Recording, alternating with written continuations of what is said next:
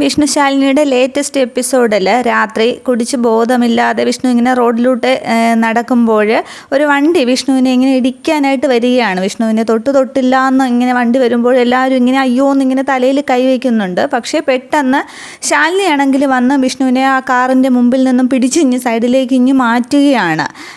തുടർന്നാണ് ആളിനെ നോക്കുമ്പോൾ വിഷ്ണുവാണ് എന്നുള്ളത് ശാലിനി കാണുന്നത്. തുടർന്ന് വിഷ്ണുവിനാണെങ്കിൽ നല്ല ബോധമില്ല, എന്നാലും വിഷ്ണു ശാലിനിയെ നോക്കുമ്പോൾ ശാലിനി പെട്ടെന്ന് വിഷ്ണു തിരിച്ചറിയുന്നുണ്ട്. അന്നേരം ശാലിനി എന്നിങ്ങനെ വിഷ്ണു ഇങ്ങനെ വിളിക്കുകയാണ്. തുടർന്ന് ശാലിനി ഇങ്ങനെ വിഷ്ണുവിനെ തന്നെ നോക്കി നിൽക്കുന്നതായിട്ടാണ് കാണിക്കുന്നത്. രണ്ടുപേരും പരസ്പരം അറിയുന്നുണ്ട്, കാണുന്നുണ്ട്. പക്ഷേ ഇനിയിപ്പോൾ ബോധമില്ലാത്തത് കൊണ്ട് വിഷ്ണു ഇനി മയങ്ങി വീഴുകയോ ബോധക്കേട് വരികയോ അങ്ങനെയെങ്കിലും സംഭവിക്കുമോ? അതേ ഇനി ശാലിനി